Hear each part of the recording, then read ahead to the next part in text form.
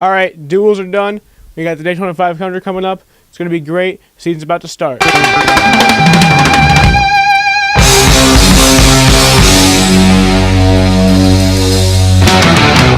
Hey, what's up guys, it's Sam here. How are you guys doing? You're having a fantastic day today. We're going to be talking about RaceInformer for the Daytona Duels that happened last night and the Daytona 500 coming up on Sunday. We got some news to talk about. Julian Edelman will be the pace car driver for the Daytona 500, the honorary starter. So he won't be driving the pace car for like every caution, but for the start of the race, he will lead the field with the green flag. Technically not, kind of. He was the Super Bowl MVP for the Patriots this year, so I think it'll be cool to see him do that. So in news that came out this week, Jimmy Johnson has announced that he will be running in the 2019 Boston Marathon.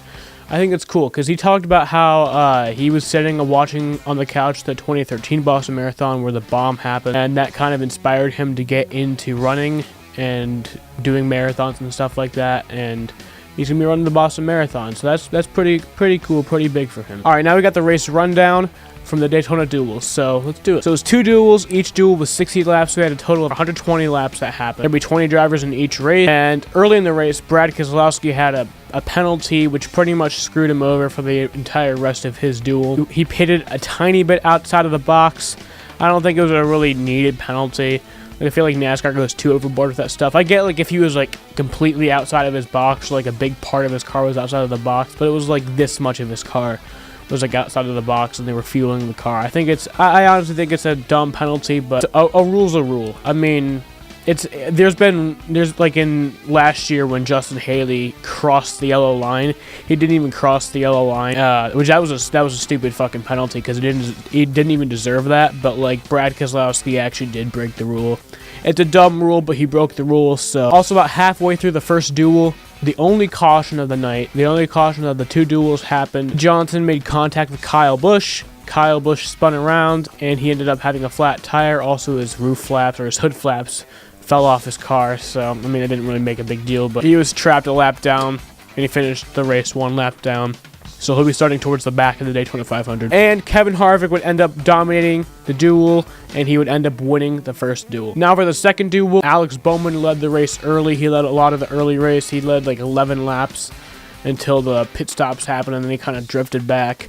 Clint Bowyer would end up taking the lead during the pit stops, and he pretty much dominated the entire race until final lap where it happened. Joey Logano got a push from Ryan Blaney, got pushed right past Clint Bowyer, and Joey Logano won the second duel. He only led the 1 lap, but it's the only lap that matters. All right, now it's time to move on to my Daytona 500 predictions. Predictions for the winners of the race. Number 3, Kevin Harvick has a really good shot at winning the Daytona 500. He won the duel race. The Ford Mustangs have been really good, so I feel like Kevin Harvick has a really good shot.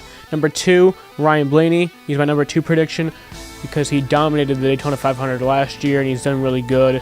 And also he's driving a Ford Mustang for Penske too. And my number 1 prediction, you guys already know it. I talked about it in my bullet predictions video. Brad Keselowski will win the Daytona 500. That's my prediction. All right, now the underdoggies. Number 3, Bubba Wallace. I feel like Bubba Wallace has a really good shot. I mean, he finished 2nd in the Daytona 500 last year. He's an underdog. He probably won't win it, but of the underdogs, he's a guy that I think has a really good shot. Number 2, William Byron. I think he has a really good shot as an underdog. He's starting on pole for the race, so that's pretty good. And Alex Bowman's another underdog. He started on pole last year, and he led a lot of the duel, and then he also will be starting 2nd for the Daytona 500. And then my oopsies, the guys who will not do good in the Daytona 500. Kyle Busch.